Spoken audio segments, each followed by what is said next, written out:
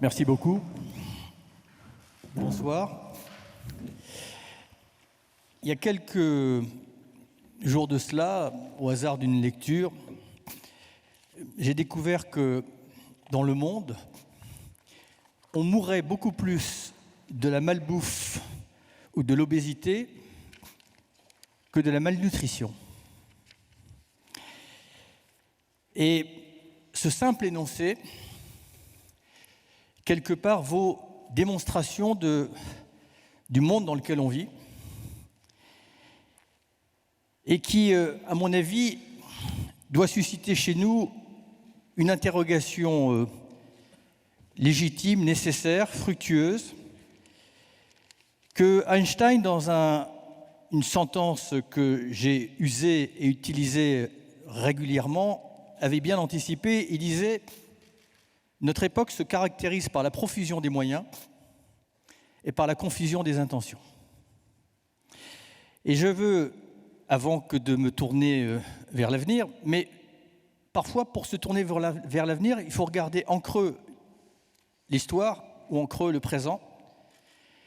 Et comme j'ai le sentiment que parmi toutes les crises qui coagulent, qui s'agglutinent, qui se combinent, qui s'alimentent, la crise la plus profonde, qui est peut-être le petit dénominateur commun des crises que nous traversons, pour moi, c'est une crise culturelle, une crise de civilisation, une crise de l'excès.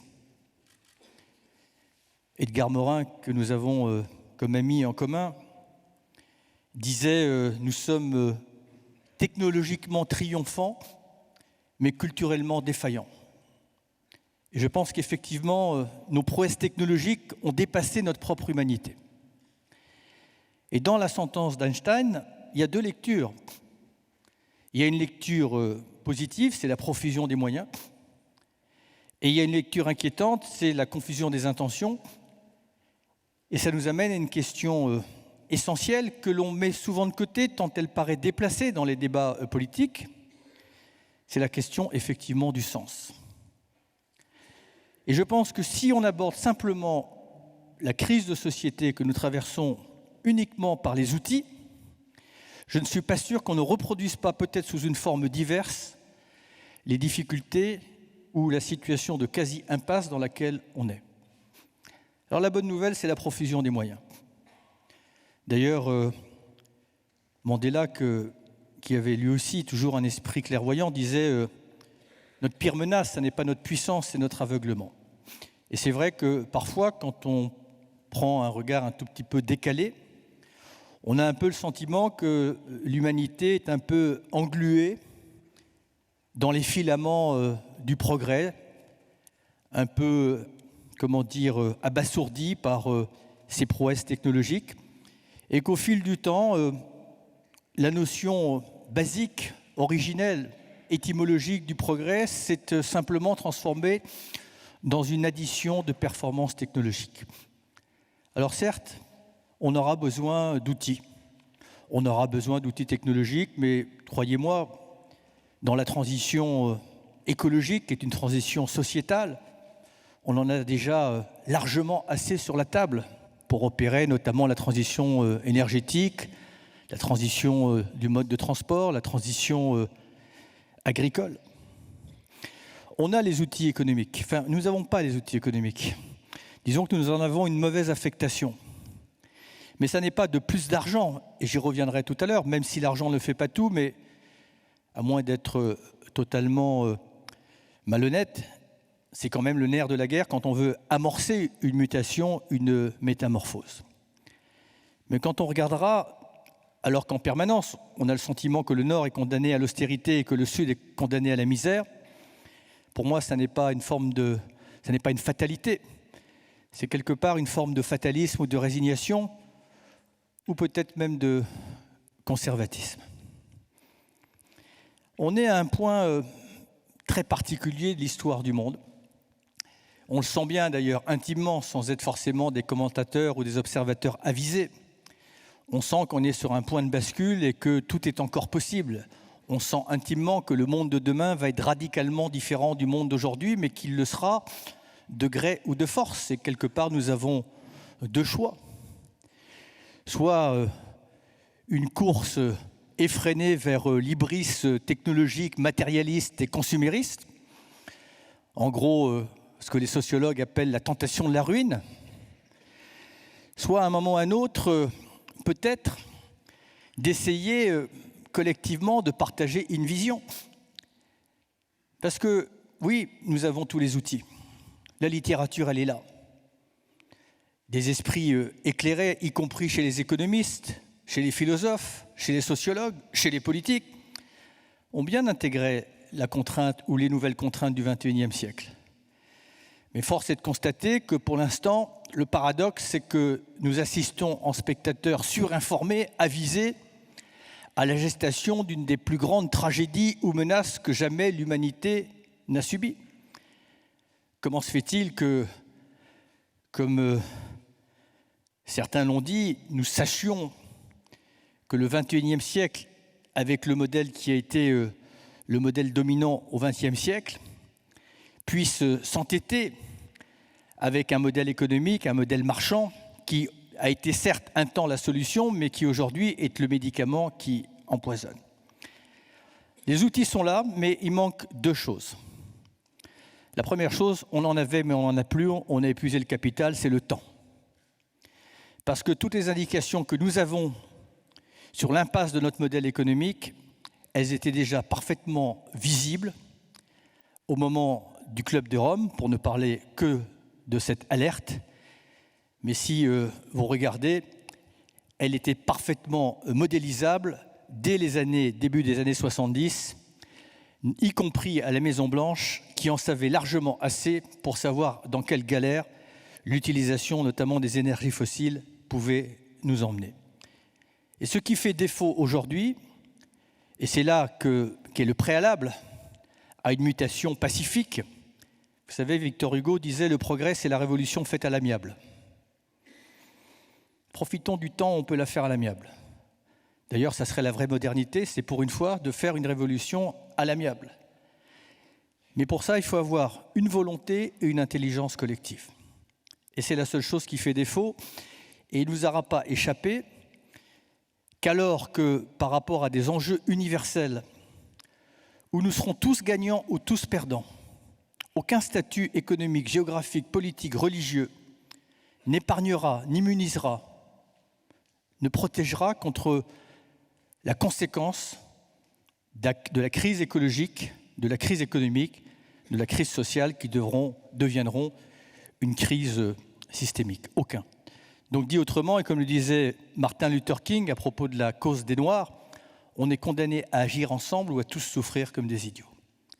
Et c'est pour ça que j'ai toujours secrètement, et je garde l'espoir, même si garder l'espoir parfois devient un acte de bravoure, pensé que cette injonction à la fin du XXe siècle et au début du XXIe siècle, en fait, était une opportunité presque providentielle. Parce qu'elle nous obligeait à un rendez-vous critique à distinguer l'essentiel du superflu, à distinguer l'essentiel de l'insignifiant, dont René Char disait « l'essentiel est toujours menacé par l'insignifiant ».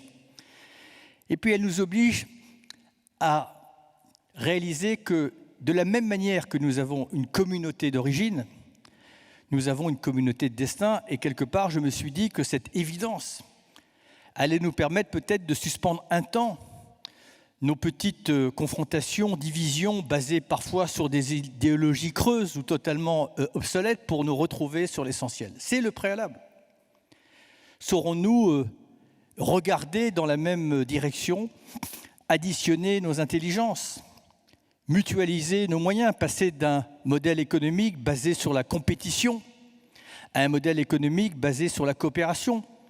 Allons-nous être capables de passer d'un modèle de mondialisation basé sur le libre-échange basé sur le juste échange plutôt que sur le libre-échange?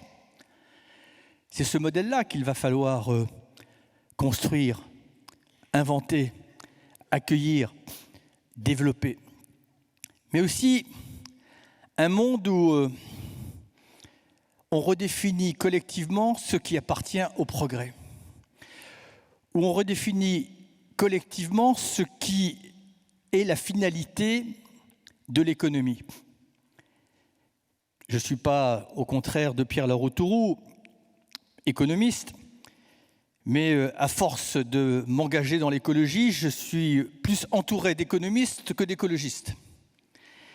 Et j'ai découvert qu'en réalité, à l'issue de la Deuxième Guerre mondiale, quand on a créé l'Organisation internationale du travail à Philadelphie, tout avait été écrit. L'économie, c'était bien un moyen au service de l'épanouissement humain. C'est quand même assez étonnant que dans le Code civil français aujourd'hui, l'objet de l'entreprise, la raison d'être de l'entreprise, c'est le profit. Et nous avons, au fil du temps, totalement inversé la logique des choses. Au point d'ailleurs que l'économie, une de tes consoeurs me le rappelait il n'y a pas si longtemps, normalement c'est la science de la rareté. Mais ce n'est pas du tout l'utilisation, l'usage et le ressenti et la manière dont nous avons utilisé cet outil au fil du temps. Et nous avons construit un modèle qui épuise, un modèle qui concentre. Et c'est là que le bât blesse.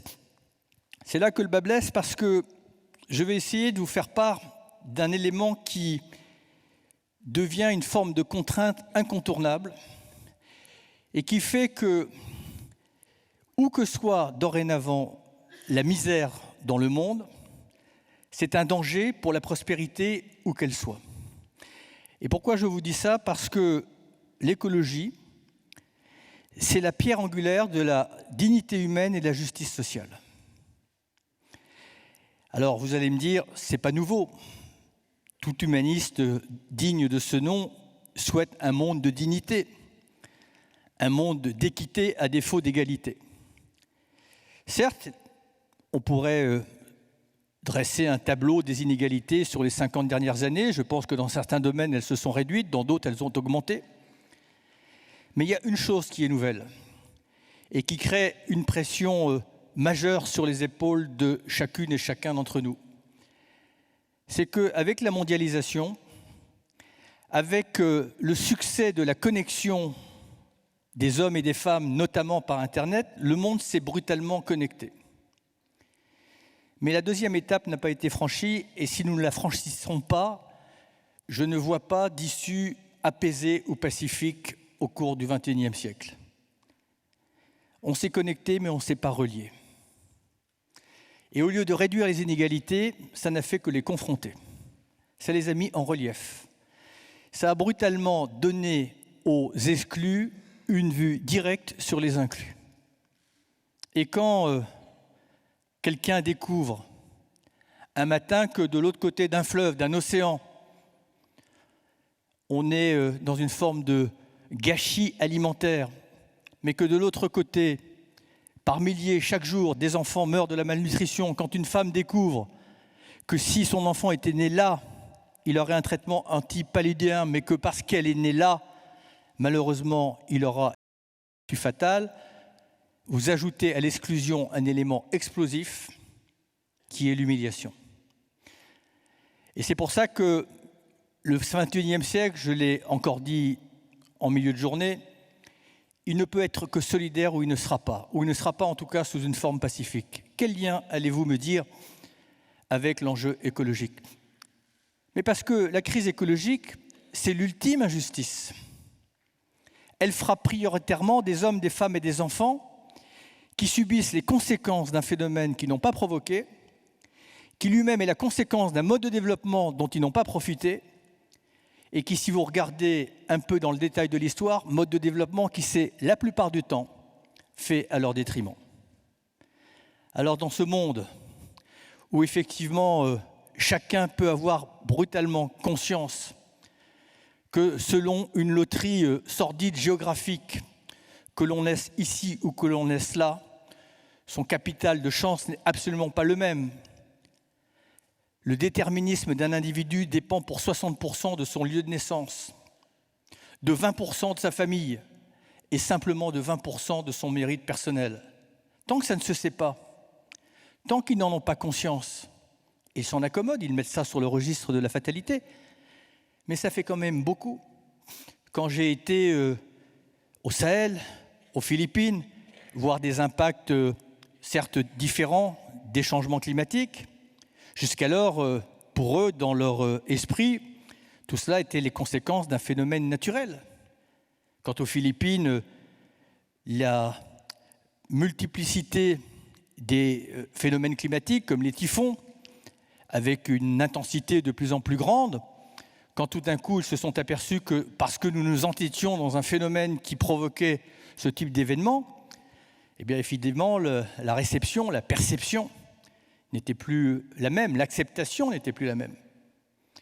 Quand des hommes, des femmes, depuis la nuit des temps, se sont affranchis des conditions extrêmes du Sahel, mais que sous un basculement climatique, 1,5 degré d'élévation de température dans cette bande-là, fait que la survie n'est même plus possible, qu'allez-vous dire à ces hommes et ces femmes qui vont soit descendre vers le sud pour s'agglutiner aux portes des grandes métropoles africaines, soit simplement aller là où les lumières illusoires du bonheur existent, et cap au nord, pour venir, si tant est que la Méditerranée leur permette de traverser, tenter d'aller se sauver aux portes de l'Europe.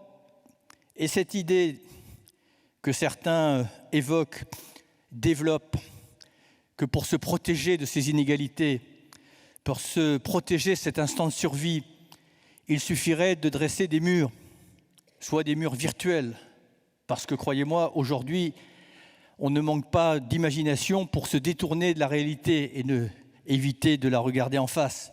Soit pire, comme certains, et je ne citerai personne parce que ce serait lui faire trop d'honneur, de dresser des murs réels. Mais pour moi, c'est la vanité la plus funeste qui soit. D'abord, au-delà de la vanité, c'est ignorer ce que l'instinct de survie est capable de faire.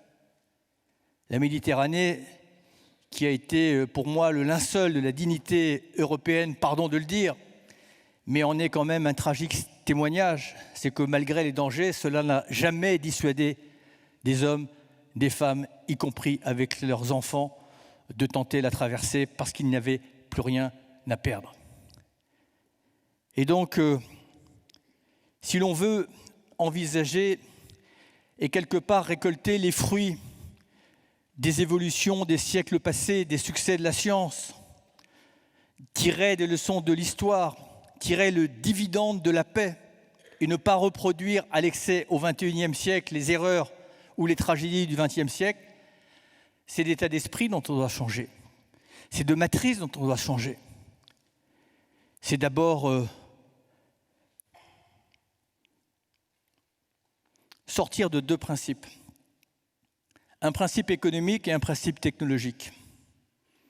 Le principe économique, c'est que tout ce qu'on pouvait se payer, on se le paye. Le principe technologique, c'est que tout ce qu'on peut se fabriquer, on se le fabrique. Peu importe la question du sens. Et puis, cette idée ou cette vanité que l'homme pourrait s'exclure du reste du vivant et faire cavalier seul. Aveuglé là aussi par, certes, ses prouesses technologiques, pensant qu'il peut détacher son propre destin de l'arbre du vivant. Eh bien, le XXIe siècle nous impose à un moment ou à un autre de peut-être tout simplement de redevenir humains. Jean Rostand disait « La science a fait de nous des dieux avant de faire de nous des hommes ». Est-ce si compliqué de rester ce que nous sommes, c'est-à-dire profondément humains, en actant que, certes, nous avons une intelligence féconde, mais que nous sommes justement, paradoxalement, mis en demeure de prendre en charge les conséquences du succès, du trop grand succès de notre intelligence. C'est le paradoxe de l'époque. Et donc, quelque part, peut-être, d'être tout simplement un petit peu plus humble. Je pense que, sans être trop grandiloquent, le hasard fait que nous soyons sur Terre, les uns et les autres, à un moment où nous devons accomplir notre propre humanisation. Peut-être ce qui fait l'unicité de l'homme par rapport aux autres animaux, même si l'homme ne veut pas reconnaître qu'il en est un, c'est notre capacité justement à prendre soin et à prendre en charge l'ensemble du vivant, à être à la hauteur de ce double privilège que nous avons. Le premier privilège, c'est que Dans l'univers, la vie n'est pas la norme, elle est l'exception. Et nous sommes l'exception. Et le deuxième privilège, c'est que nous sommes la partie consciente de la nature. Et que faisons-nous de cette conscience?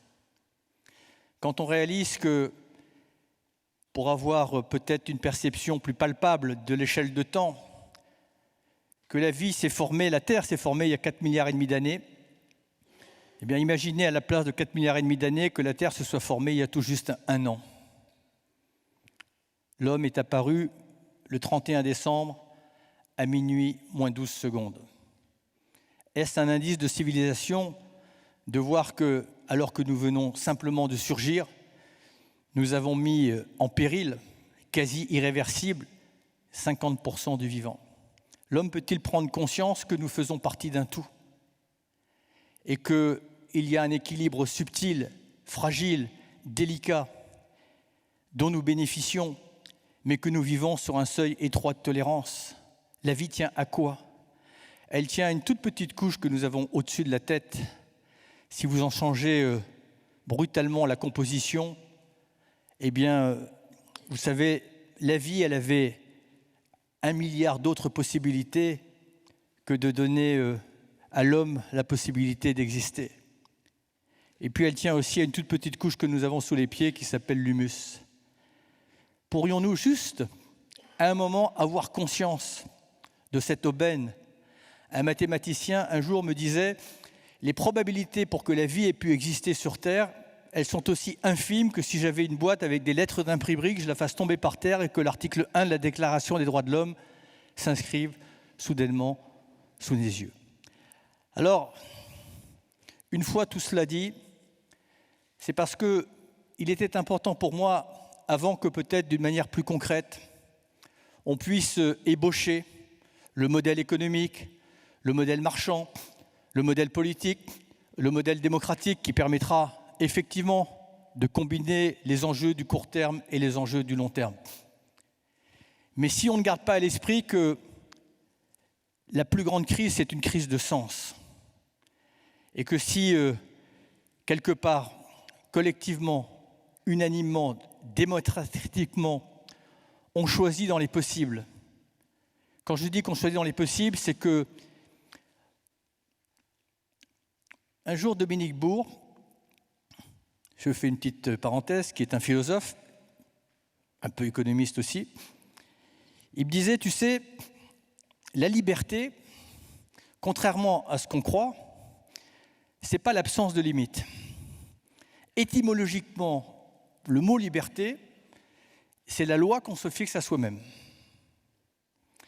Et je crois que c'est très important, à un moment, de prendre conscience de cela.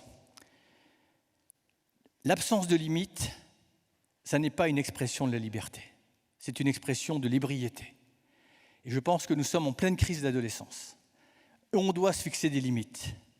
On doit se fixer des limites parce que chacun peut comprendre qu'un modèle économique sauvage, tel qu'il a surgi, qui promet à chacun un accès illimité à des biens limités, chacun peut comprendre sans forcément être prix Nobel d'économie ni de physique, qu'à un moment ou à un autre, il n'y a pas d'issue favorable. Chacun peut comprendre qu'un monde où 1% capte 93% de la richesse, tant que tout cela ne se savait pas, évidemment, ça aurait pu durer encore quelques décennies. Mais dans un monde où tout se voit, où tout se sait, et où effectivement l'exclusion est parfois extraordinairement et efficacement exploitée, instrumentalisée, attisée par ceux qui en sont des professionnels, il n'y a pas d'avenir et d'horizon apaisé tant que nous nous accommoderons de ce monde.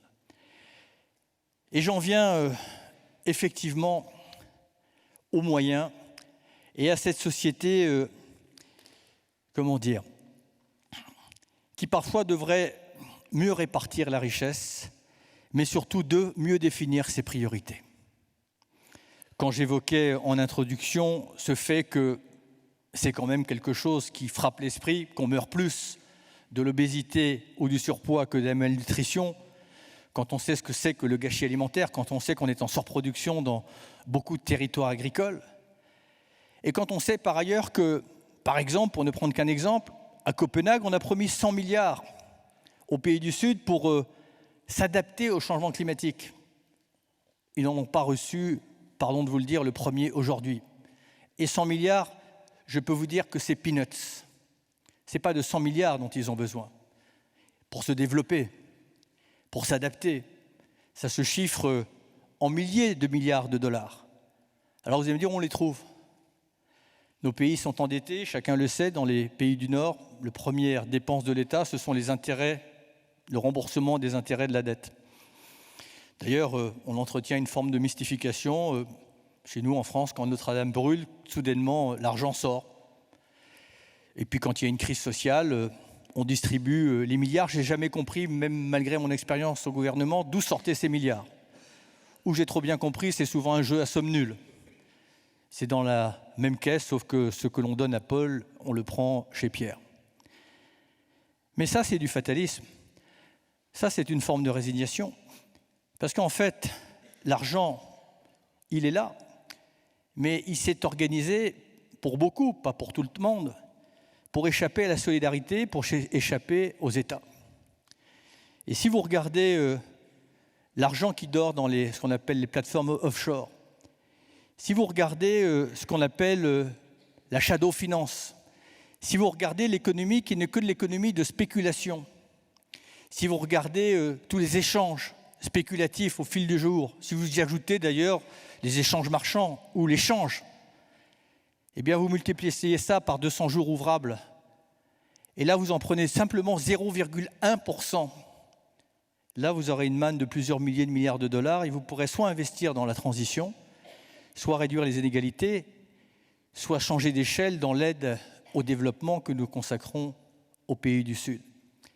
Mais surtout, il faut avoir une vision macroéconomique et sortir de réalités qui parfois frappent les esprits les plus simples.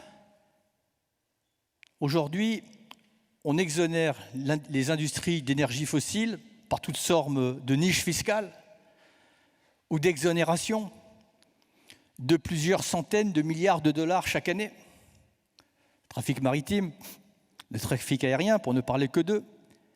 Quand on sait que l'utilisation des énergies fossiles, en termes d'externalités négatives sur un plan de la santé, sur un plan environnemental, coûte à la collectivité 5 600 milliards de dollars par an. Donc nous consacrons, pour encourager, doper l'utilisation des énergies fossiles, des centaines de milliards de dollars qui, par ailleurs, vont nous en coûter des milliers de milliards de dollars. C'est tout le système qu'il faut repenser. C'est toute la logique qu'il faut repenser.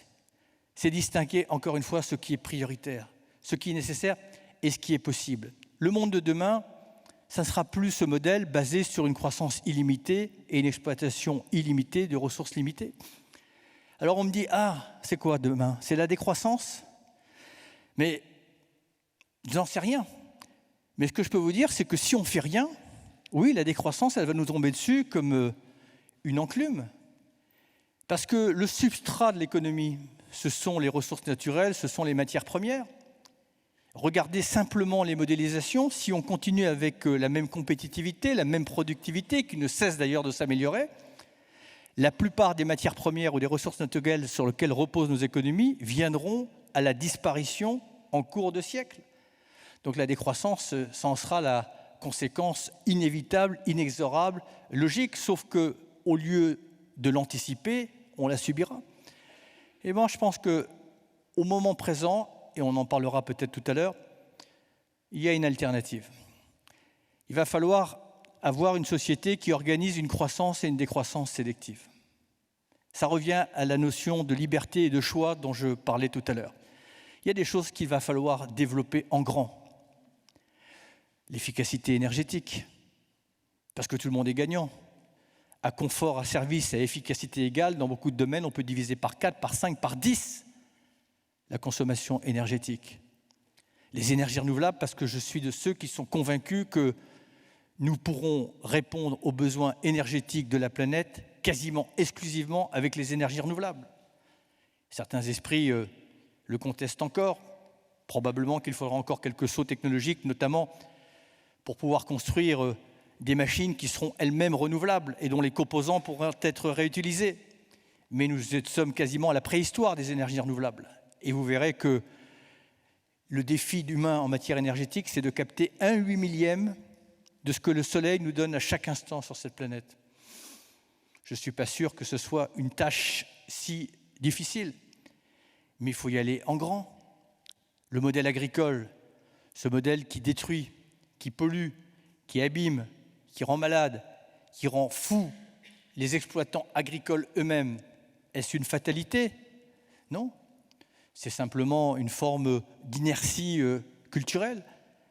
Mais quand vous voyez le premier budget européen de la politique agricole commune, si demain vous le conditionnez à d'autres pratiques, si vous diversifiez les revenus des agriculteurs en les faisant des opérateurs de la transition énergétique, en les rémunérant parce qu'ils stockent du carbone, en les rémunérant parce qu'ils vont produire du biogaz, en les rémunérant parce qu'ils vont protéger la biodiversité en remettant des haies ou en faisant de l'agroforesterie. C'est ça l'ambition qu'il faut avoir au niveau européen. Souveraineté alimentaire, souveraineté énergétique qui nous est quelque part imposée par la contrainte climatique. Vous imaginez ce que ça change dans les relations du monde? Regardez, depuis la Deuxième Guerre mondiale, ce qui se masquait ou se dissimulait derrière la plupart des conflits auxquels nous avons assisté. Qu'est-ce qui était en toile de fond? Le pétrole, le gaz, le charbon. Un exemple récent dans le conflit ukrainien, la diplomatie européenne qui regardait ses chaussures, parce que si nous avions trop fait valoir nos valeurs, en réaction, Gazprom aurait pu fermer le robinet du gaz. Donc l'autonomie énergétique, c'est l'autonomie diplomatique, mais c'est aussi rétablir l'équité des peuples et des États. Quand chaque pays africain, quand chaque village, quand chaque territoire pourra produire sa propre énergie, dont la source est gratuite, le vent est gratuit, le soleil est gratuit, la géothermie est gratuite, le mouvement des marais, des vagues, des fleuves, le gradient thermique des océans est gratuit. Mais là aussi, il y a un monde merveilleux. Mais la responsabilité politique, c'est de viser haut, de viser grand et d'initier, d'accompagner, d'amorcer le changement qui après trouvera son autonomie économique toute seule. Encore faut-il qu'on bouscule un peu les dogmes économiques. Et c'est là où les travaux de Pierre Larotauroux, entre autres, m'intéressent. Parce qu'il y a quelque chose que je ne comprends pas, ou je comprends trop bien. En 2008, quand il y a eu la crise économique, j'ai le sentiment qu'on n'a pas tourné 7 fois sa langue dans la bouche pour autoriser les banques centrales à faire la création monétaire. Il y avait probablement nécessité de le faire parce que, effectivement, les épargnants, certains États, dont la Grèce, pouvaient en être terriblement pénalisés. Mais enfin, en tout cas, personne n'a hésité. Au passage, je parle sous le contrôle de Pierre, je pense que 60 ou 70% de l'argent qui a été fabriqué à cette époque-là n'a pas forcément été dans l'investissement, mais pour partie dans la spéculation. Là, je ne suis plus le seul à le dire, il paraît que se joue l'avenir de l'humanité, ou en tout cas l'habitabilité de la Terre. On exclut même, en tout cas jusqu'à présent, de penser à sortir des dogmes financiers et économiques. On s'interdit d'y penser. En tout cas, moi, c'était le cas quand j'étais au gouvernement. Soit faire de la création monétaire, soit peut-être faire de la dette nouvelle dont les taux d'intérêt sont largement plus attractifs que la dette ancienne, d'autant que tout cela, quel que soit le mode, et je laisserai des économistes plus pointus que moi débattre sur laquelle des modalités il faut choisir, mais tout ça n'est pas pour dépenser, tout ça est pour épargner, tout ça est pour réduire nos dépenses, tout ça est pour faire en sorte notamment que l'argent qu'on met dans l'énergie, on puisse le mettre dans la santé, on puisse le mettre dans l'éducation, on puisse le mettre dans la coopération. Mais si les mots ont un sens, si effectivement c'est l'humanité qui est en péril, les lois économiques, les lois financières, ce ne sont pas des lois divines, y compris les lois monétaires. Tout ça est le produit de la société c'est nous. Si on en est à ce degré d'urgence, on peut peut-être sortir des sentiers battus. Alors voilà simplement ce que je veux vous dire sans prendre plus de temps. Nous sommes à un moment à la fois passionnant, parce qu'il y a un monde à construire, sans non plus nous priver de l'héritage des acquis démocratiques, sociaux, culturels, civilisationnels dont nous avons bénéficié. Mais si nous appréhendons ce XXIe siècle avec la même lecture que le XXe siècle, si on ne réinitialise pas nos paramètres, si on ne change pas de matrice, si on ne change pas d'état d'esprit, si quelque part on ne se projette pas avec comme guide 5 mots, 5 valeurs, 5 principes. Si à l'ébriété, on ne préfère pas la sobriété, à la vanité, on ne préfère pas l'humilité, à l'efficacité, on ne préfère pas la beauté. Et j'en ai oublié 2, c'est la fatigue ce soir. Mais ça paraît probablement peut-être quelque peu abstrait, mais parce que je suis quelqu'un de têtu, je considère que ce sont sur les valeurs, sur ces guides, sur ces boussoles, au premier rang desquelles, et qui doit devenir l'ADN de nos sociétés, cette solidarité dans le temps, dans l'espace, avec le vivant. La solidarité, c'est l'antidote à toutes les crises. Mais encore une fois, pour être solidaire, encore faut-il partager. Pour partager, encore faut-il avoir quelque chose à partager. Et donc, si on n'a pas un modèle qui préserve, un modèle qui protège, un modèle qui partage, je ne vois pas très bien comment nous pourrons construire enfin cette révolution à l'amiable. Merci beaucoup.